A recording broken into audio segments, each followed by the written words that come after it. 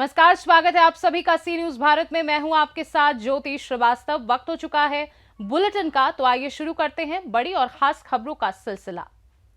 खबर हमीरपुर से है, जहां जेके सीमेंट फैक्ट्री में आधा दर्जन असलाधारियों का जमकर उत्पात मचाया गया है। बता दें कि पार्किंग एरिया से आधा दर्जन असलाधारी ट्रक को मेन गेट पर तोड़ते हुए लेकर फरार हो गए।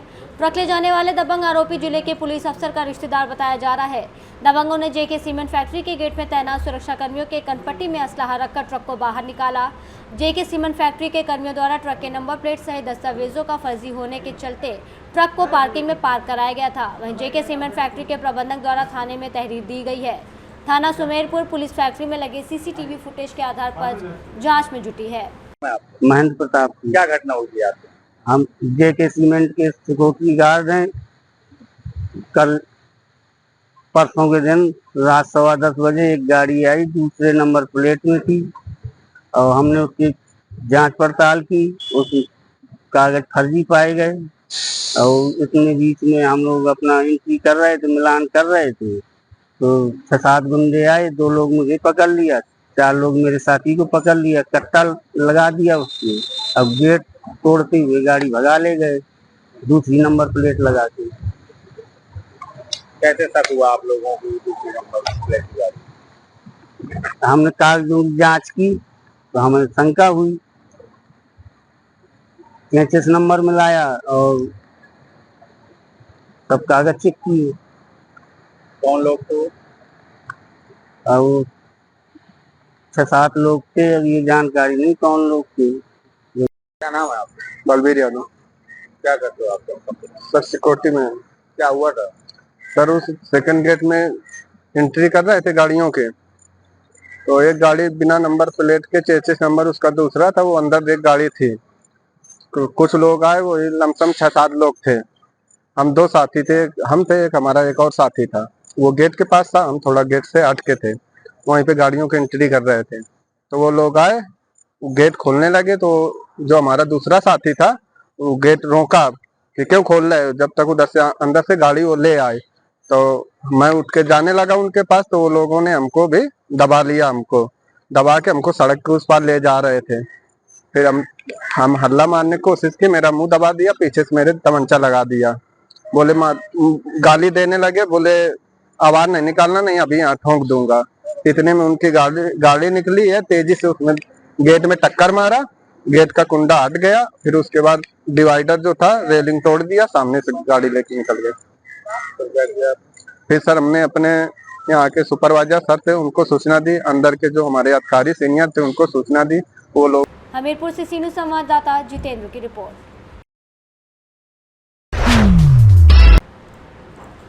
खबर जालौन से है, जहां शराब पिलाने के बहाने ले जाकर ग्रामीण की गला रेतकर हत्या कर देने वाले तीनों आरोपियों को गोहन थाना पुलिस ने गिरफ्तार कर लिया है। दरअसल 23 जून को ग्राम सरावन में कंचनपुर पुलिया के नीचे ग्राम सरावन निवासी सुनील कुशवाहा का शव मिलने की सूचना से सनसनी फैल गई थी। मृतक सुनील के गले पर किसी धारदार हथियार से काटे जाने के निशान थे। प्रथम दृष्टया ये मामला हत्या का प्रतीत हो रहा था। मृतक सुनील की बेटी सुरक्षा कुशवाहा ने 3 लोगों के विरुद्ध गोहन थाना पर तहरीर देते हुए आरोप लगाया कि 22 जून को रामकेश विश्वास और गुलबसर ने शराब पिलाने के बहाने ले जाकर मुर्गा काटने वाले चाकू से मेरे पिता सुनील कुशवाहा की हत्या कर दी।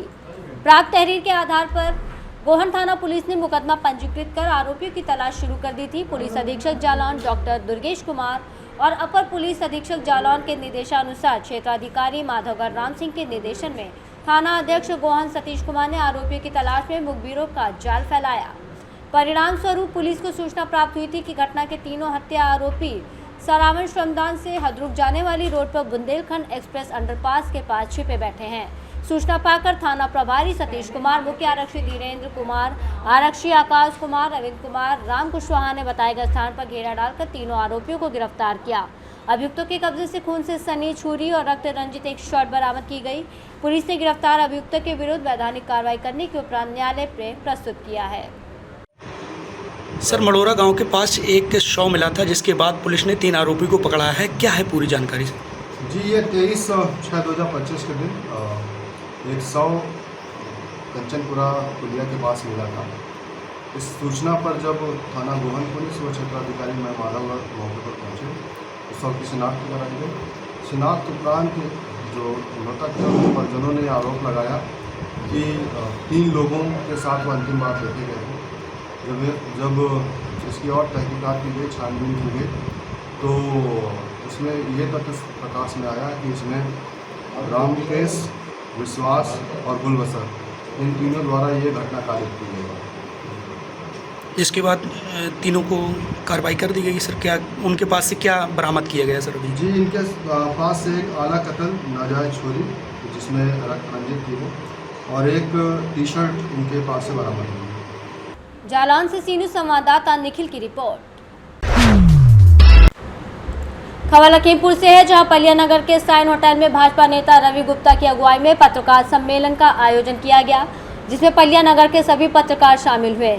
सम्मेलन में चर्चा की गई कि नेपाल देश के शिवपुरी धाम में एशिया के सबसे बड़े 108 फीट ऊंचे शिवलिंग वाले शिवपुरी धाम में आने वाले 6 जुलाई से धार्मिक आयोजन का शुभारंभ किया जाएगा।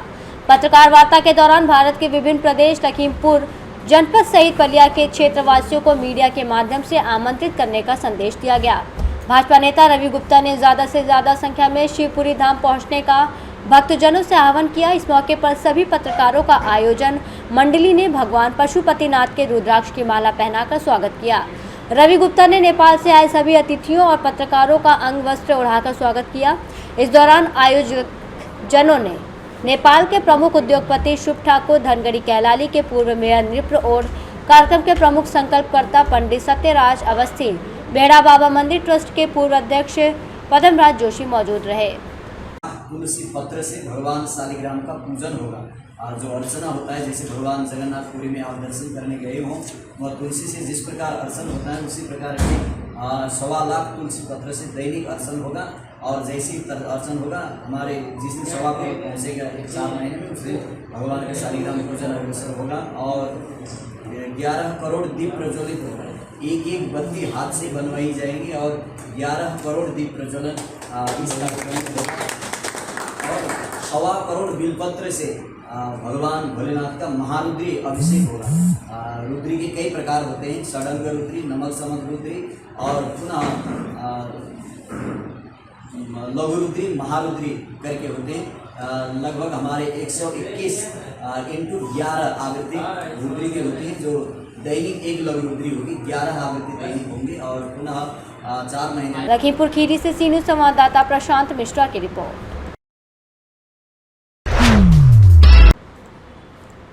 खबर रामपुर से है, जहां नगर पालिका में तैनात कर्मचारी ने एक व्यक्ति को किसी दूसरे से फोन करके एकांत जगह पर बुला लिया और उसके साथ मारपीट शुरू कर दी। पीड़ित ने आरोप लगाते हुए कहा कि कुछ दिन पहले राधा रोड पर एक होटल में नगर पालिका कर्मचारी लड़की लेकर आया था।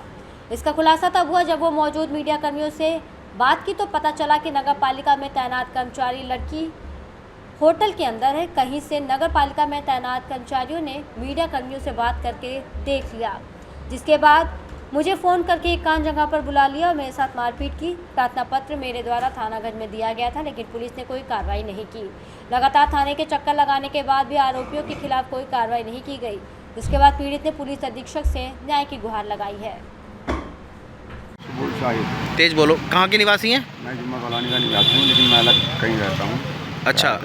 और सर परसों रात मुझे 10:30 बजे तालीम ने मुझे फ़ोन करके बुलाया, जो वहाँ पे तारा मंडप पे मैं गया। उससे बोला अफजल तुम्हें ढूंढना है। फिर मैं ये कहती तो अफजल और आपके ये सोनू दोनों आ गए। अफजल ने मुझे मारा, मेरा मोबाइल तोड़ दिया। तो तूने मेरी मीडिया वालों को तूने वहाँ होटल पर बुलाया। ठीक सर, कल मैंने आन के मैं तबीयत ख़राब, मेरा दोस्त है वो होटल बंद करके आया, तो मैंने एप्लीकेशन दी। तो मैडम ने सर से इंस्पेक्टर साहब से मैं इंस्पेक्टर साहब बोले मोबाइल बंद है। मैंने सर मैं खोलता हूँ, मैं खोल सही मोबाइल नहीं हुआ, लेकिन फिर भी मैं शाम में मैडम से आया, मैडम बोली साहब नहीं है। अब मैं सुबह उठ के फिर मैं 1 बजे आया इंस्पेक्टर साहब से करने, तो मैडम बोली इंस्पेक्टर साहब नहीं है। मैंने कहा मेरी कॉपी एक देगी, क्योंकि दोनों कॉपियाँ आती हैं। तो एक मैडम ने मुझे कहा बाहर से फोटो कॉपी करा लो, एक सर के पास एक मेरे पास, एक कॉपी करा लो, तुम ले जाओ। मैं कौन से थाने आए थे? अब नहीं थानेगंज। अब मैं गया सुबह दोपहर से कचहरी में, कप्तान साहब नहीं मिले। मैं तो कप्तान साहब के घर गया तो उनका 3 बजे, तो उनका 6 बजे। 6 बजे का तो मिथिलेश जी जो हैं फ़ोन में, उन्होंने मुझसे कहा 7 तो आएंगे, हम इंस्पेक्टर साहब से बात करें। इंस्पेक्टर साहब बोले इसका मोबाइल बने, इसे थाने भेज दो। अब मैं 1 घंटे से यहाँ खड़ा, इंस्पेक्टर साहब है नहीं। इंस्पेक्टर साहब ने उनसे कहा मैंने रात से दोनों को बुला रखा है। किसे बुला रखा है? उनको अब ये नहीं पता समीर को या अफजल समीर को या सोनू को, उनका रात से मैंने उन लोगों को बुला रखा है, इसका मोबाइल बंद है। सर मैं 1 घंटे से यहाँ खड़ा हूँ। मैडम से पूछा, मैडम बोली बैठ जाओ, साहब हैं नहीं। अच्छा। तो किस बात को लेकर झगड़ा हुआ था और इसमें कौन कौन इन्वॉल्वमेंट है, कौन कौन थे? सर झगड़ा मेरा कोई नहीं था, मैं सिर्फ उस रोड से राधा रोड से गुजर रहा था, वहाँ भीड़ लगी तो मैं भी अचानक रुक गया। मिलने वाले खड़े थे दोस्त, मैंने क्या हो गया, बोले अब्दुल समीर अंदर है लड़की के साथ। ये अब्दुल समीर कौन है? ये अब्दुल समीर 2 नंबर। रामपुर से सी न्यूज़ संवाददाता राजू राजपूत की रिपोर्ट।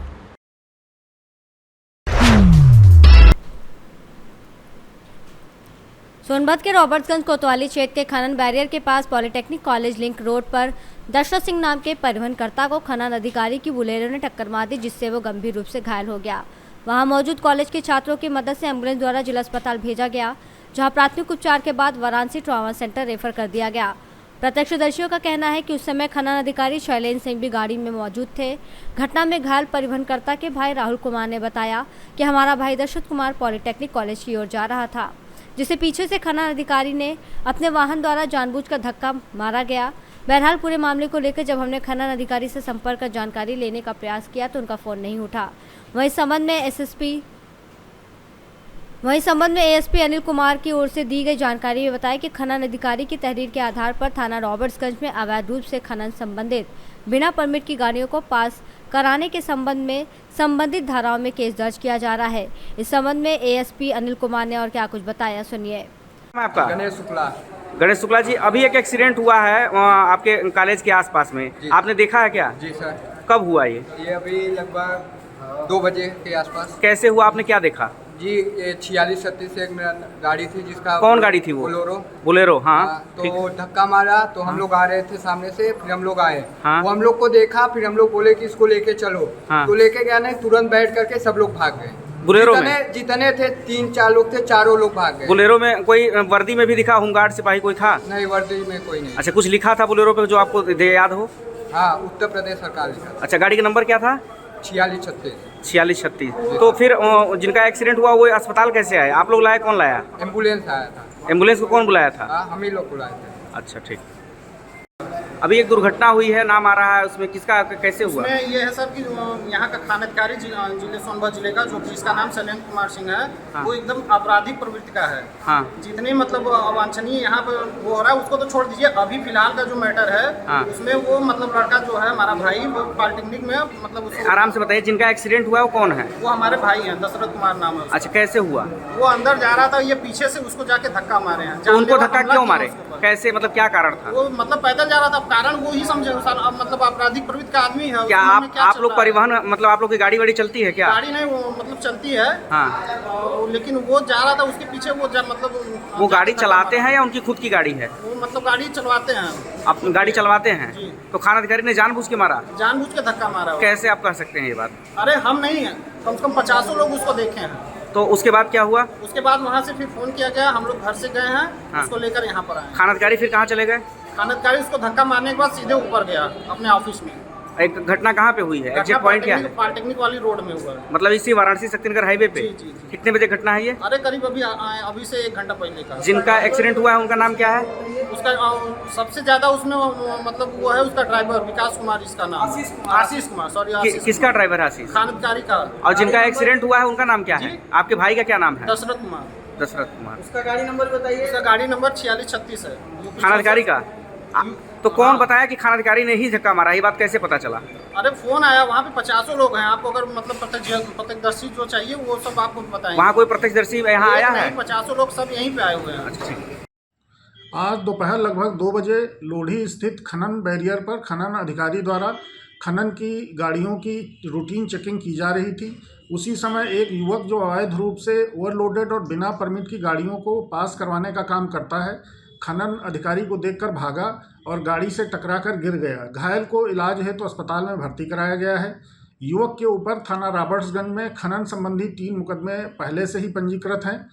खनन अधिकारी की तहरीरी सूचना के आधार पर थाना रॉबर्ट्सगंज पर अवैध रूप से खनन संबंधी बिना परमिट की गाड़ियों को पास करवाने के संबंध में सुसंगत धाराओं में अभियोग पंजीकृत किया जा रहा है। कानून व्यवस्था संबंधी कोई समस्या नहीं। सोनभद्र से सी न्यूज़ संवाददाता राजेश गोस्वामी की रिपोर्ट। फिलहाल के लिए इस बुलेटिन में बस इतना ही। देश दुनिया की बाकी खबरों को जानने के लिए आप देखते रहिए सी न्यूज़ भारत।